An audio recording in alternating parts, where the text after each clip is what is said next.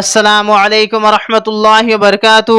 ভাই হল মুসলমানের বাজে বহুত মুসলমান আছেন, বেটাইনও আছেন, বেটিনও আছেন।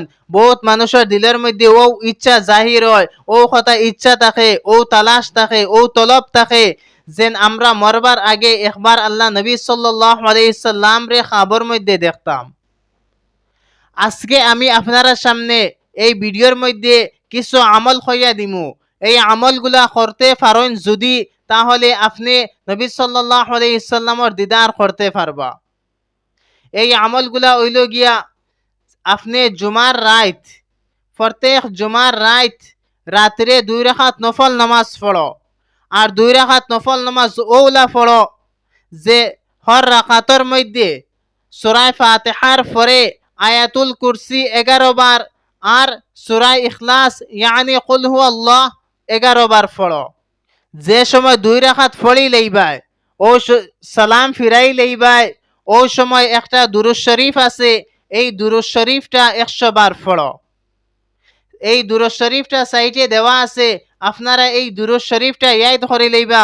এই দুরূদ শরীফটা হইয়া থাকলো আল্লাহুম্মা সাল্লি আলা মুহাম্মাদিন নবিয়্যিল উম্মি ওয়া আলা আলিহি ওয়া আসহাবিহি ওয়া বারিক ওয়া সাল্লিম, যেটার তরজমা হইয়া গিয়া থাকলো আয় আল্লাহ নবী উম্মি সাল্লাল্লাহু আলাইহি সাল্লামের উপরে, তানোর আলোর উপরে, তানোর तमाम সাহাবার উপরে রহমত নাজিল ফরমা আর বরকত আর সালাম নাজিল ফরমা। যে মানুষে জুমার রাত 2 রাকাত নফল নামাজ পড়িব আর 2 রাকাতের মধ্যে সূরা ফাতিহার পরে আয়াতুল কুরসি 11 বার আর সূরা ইখলাস 11 বার পড়িব আর সালাম ফিরানির পরে এই দুরূদ শরীফটা পড়িব, তো কয়েক